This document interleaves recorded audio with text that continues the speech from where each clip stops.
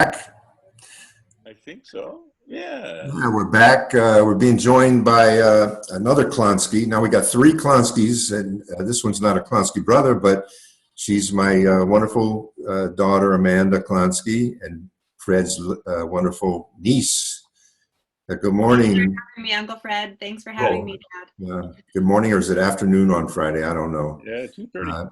We're recording here on Wednesday, so we got to skip all this morning and afternoon stuff. Amanda, you have been outspoken in terms of the conditions in the prisons during this COVID crisis.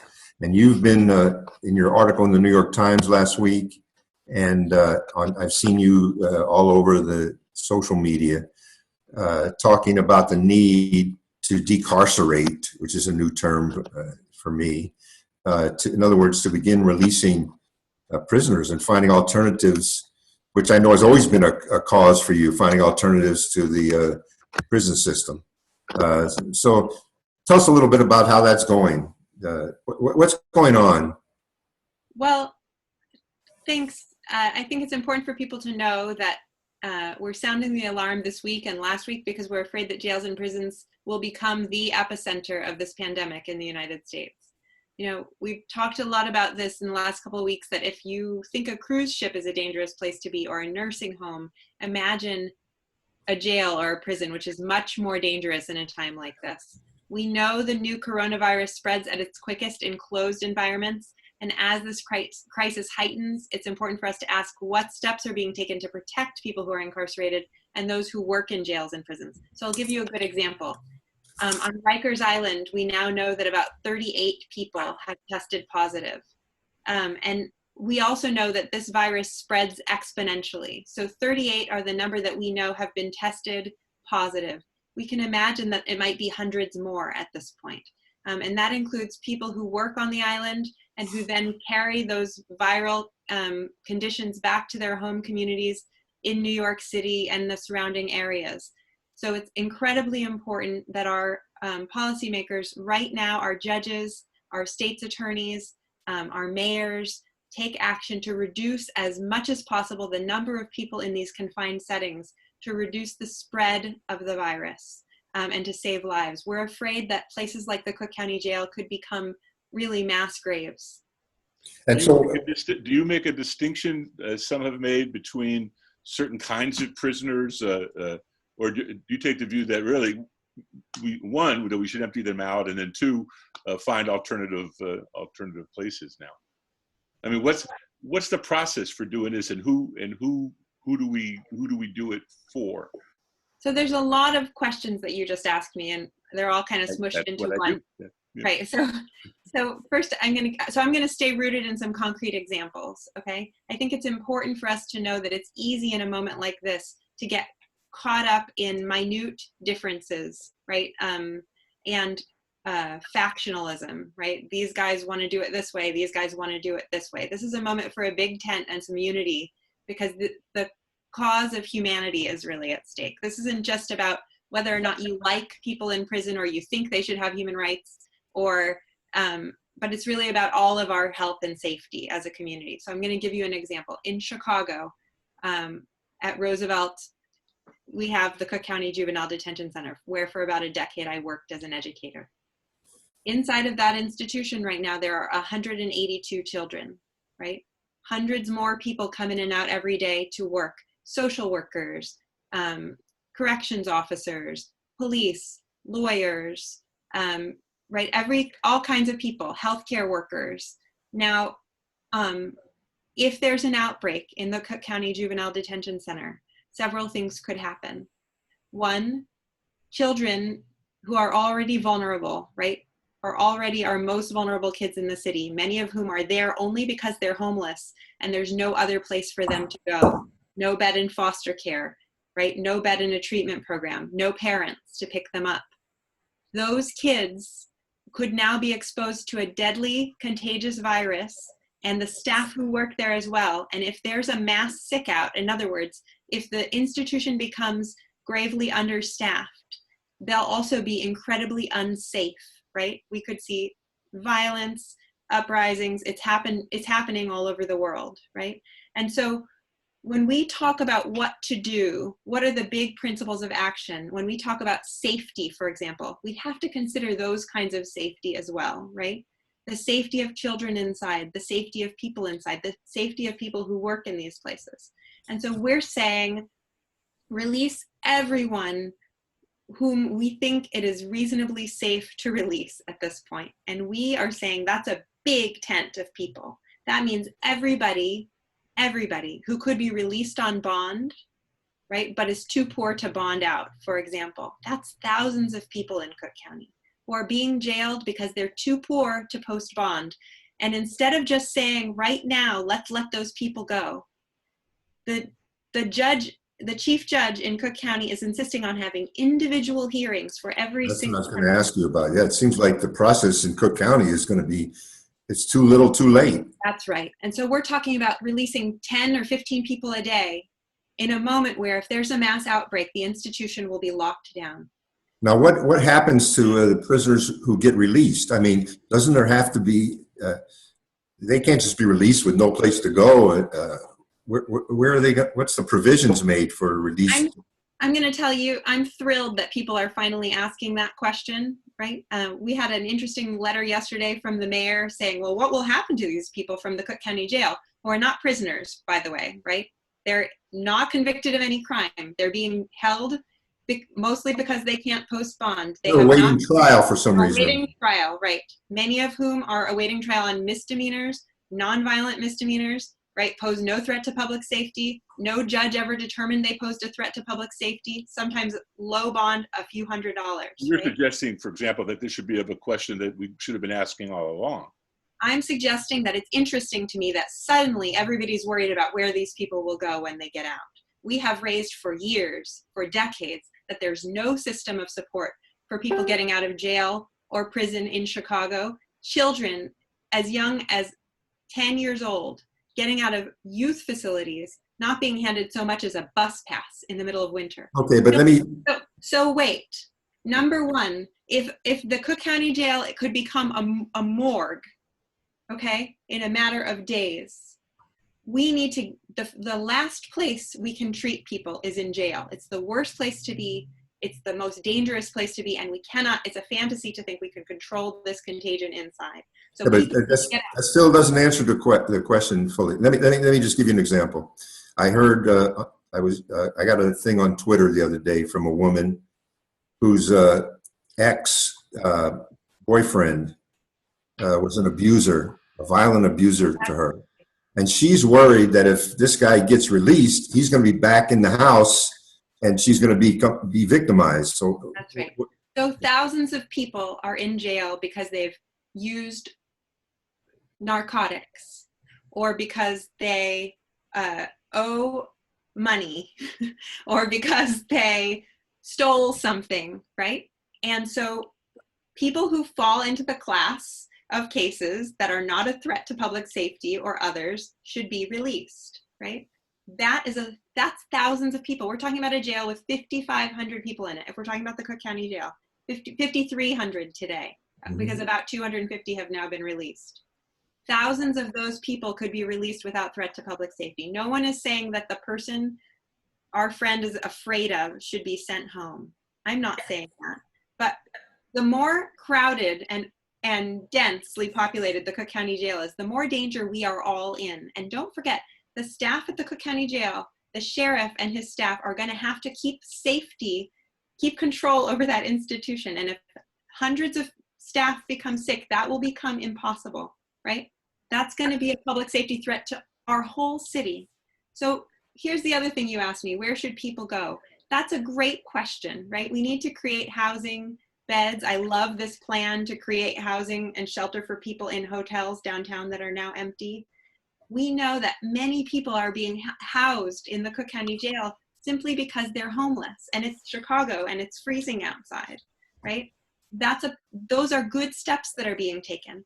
But what we should not do is insist on keeping people in detention simply because we have no other place for them, because it's the worst possible solution and it will increase the risk of this pandemic in Chicago. It's not flattening the curve, it's heightening it. I think one of the points that I take away from what you're saying is that as terrible as this virus is, that it's kind of showing off all the things that we've been talking about. It's exposing, in a way, all the things in society that we've been talking about, and it's kind of laid them bare for all to see in a way that they've never been seen before. But still, I think there's some about the details that people have raised, at least to me. For example, if there's a shortage of testing available for the general population, what are we going to do about the release of prisoners and those that have been are in county jail? They say, are they going to be tested first? Will they get the testing as opposed to general right? population? People are raising this question with us also. So the public health experts are saying, no, we don't hold people in jail until they've been tested and we get a negative result, right? People are walking into Whole Foods right now who may be viral, right? Who may be contagious. All over the city, we have thousands of people who may or may not have symptoms and are spreading this contagious illness, right? That's why we're asking people to shelter in place. You cannot shelter in place in jail, nor can you shelter in place if you're homeless, right? It's not possible to shelter in place in jail. If you're in jail, you may be in a cell with 4 other people or in bunks with hundreds of other people, sleeping inches away from them, sharing toilets, sharing laundry, all wearing the same clothes, not showering for days. We don't even have sufficient hand soap, right? These are not the conditions in which you can control this virus. So asking them to test people before they're released is an irrational decision that's not rooted in public health. It's not. Okay, People now, Amanda. go home. Amanda. This is what my life is like. You asked me the question. People are really worried about this. I am too. Amanda, I've seen today's Washington Post. I've seen an editorial op-ed by Jesse Jackson yesterday. I've seen New York Times, the Chicago Sun-Times had an editorial basically agreeing with your points. So there's a lot of support building for this. Where's the opposition coming from? For example, Kim Foxx, who's our state's attorney, who's been really playing a leadership. Yeah. She's been playing a leadership role in this. Now she just won her primary election, but now it looks like there's a possibility of a Republican actually defeating her, right, which is unheard of here for years. This guy O'Brien, they're saying he's the next Bernie Epton. Bernie Epton was the Republican who ran against Harold Washington and turned the whole Democratic Party into Republicans overnight. So where's the opposition coming from, and what's stopping us from at least immediately releasing the least threatening people from the prisons? So we're seeing a wide spectrum of responses, certainly not on the scale of release that we would hope for, but for example, New Jersey released 1,000 people. I saw that, yeah. They're really heroes for taking those steps, right? I was very moved by it because I can't remember his name, I'm sorry, but he said their attorney general said, I want to be able to look at my daughter in the face and when this is over and tell her that I did everything I could, right? And Mm-hmm. I think we have to balance here a real concern that a lot of our electeds here feel that they will lose their seats if they support release and one person commits a heinous crime. I think we have to balance that with the realization that, for example, Bill de Blasio will now have a lot of blood on his hands, right? He's acted too slowly. They've not listened to us when we sounded the alarm weeks ago. They waited until there's a massive outbreak on Rikers, and now people are being left in their cells to die, right? And all of us have to stop for a minute and think, what is this worth, right? And will people get reelected if thousands of people die in the Cook County Jail, right? What is that going to mean for our democracy and for our society? So I think there's a real clear reason that folks are afraid to act, and I understand it. I also know that this is an unprecedented moral crisis for our city and for our country. And I think, just like Fred said, it's unraveling and revealing all the ways in which the poorest people in our society have been neglected. And it's a moment when we have to step up and show some moral courage and take some big risks in order to save people's lives. And so I'm hoping that we don't let people like judges who are insisting on reviewing one case at a time. Can I just ask, can I interrupt a minute about that? Because am I wrong in saying that that was also coming out of the state's attorney's office? Wasn't it Kim Fox was also talking about looking at these cases one case at a time? Or is that position been changed? Kim has taken some good steps. She's called for the release and of some folks, and also said that she'll stop prosecuting low-level drug offenses, right? So mostly narcotics offenses. She's been great on that front end, yeah. So, right, we want to stop putting more people in jail. I think there's more that she could go do. beyond that, though. I think that we've got to take some steps beyond that. So I think she's taken some good steps in the right direction. I think we should look at Marilyn Mosby. We should look at Chesa Boudin for examples of prosecutors who have done more to reduce the number of people who are entering these institutions during this period of crisis, who are saying we can take much bigger steps, and who are also saying to their governors, right? Hey, and we'll be fighting for no cash bail. Right, to say, look, some of this stuff is common sense, right? We shouldn't be locking people up who pose no threat to public safety because they can't afford to post bond.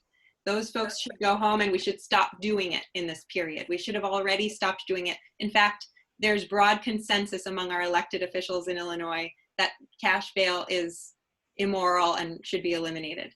But this crisis should expedite our action, right? The more people that go in, the bigger danger we're in, and it's a danger to all of us, including the folks who work in the state's attorney's office, right? So are you also talking about these immigrants who are being held in concentration camps down on the border? I mean, that's even from a lawyer yesterday closer. who called me and said he has a client who's in an immigrant detention center in California, in San Bernardino, where there's an outbreak, and that they're just being left to die. That's what he called me and said. People are just being left to die. They have no access to any kind of medical care, no sanitation. People are sleeping on the floor under a silver blanket and are being left to die. He said, what should I do? And little children too. Children separated from their parents. That's right. And so again, I want to say, I understand the politics of the moment. I understand why this is complicated. I know Cook County in particular, we have some really dysfunctional leadership challenges where some folks have been in long faction fights with other folks in the leadership of the city and don't like each other, or maybe even ran against each other for mayor. But right now, our moral responsibility is bigger than all of that. And so I want people to put those kinds of differences aside for a minute. Now, the main force for this kind of law and order mentality, lock them up, that's coming from the Republicans. It's coming from Trump. It's coming from this guy O'Brien, who's running for state's attorney. Thankfully in Illinois, none of our electeds right now are taking that position, but people are being careful and afraid to move too quickly because they don't want to make a big mistake. So we have to balance the risk of releasing somebody who could be a threat to public safety with the risk of keeping people inside and waking up tomorrow morning and finding out that 50 people have now tested positive. That could happen, right? All right. All right. Amanda, we've run out of time. All right. Thanks for having me. We want to thank you so much, and we want to have you back on Hitting Left in the future to see how this is going. We're going to be watching this very closely. I want to say one more thing before I go, if you don't mind. There's two things that are happening right now that I think even people who disagree with me about the need for quick releases should know. In the Illinois Department of Corrections, most people still don't have access to soap. That's right. Soap. Hand sanitizer, soap. Hand sanitizer is not even allowed because of the alcohol content, okay? Amazing. No soap.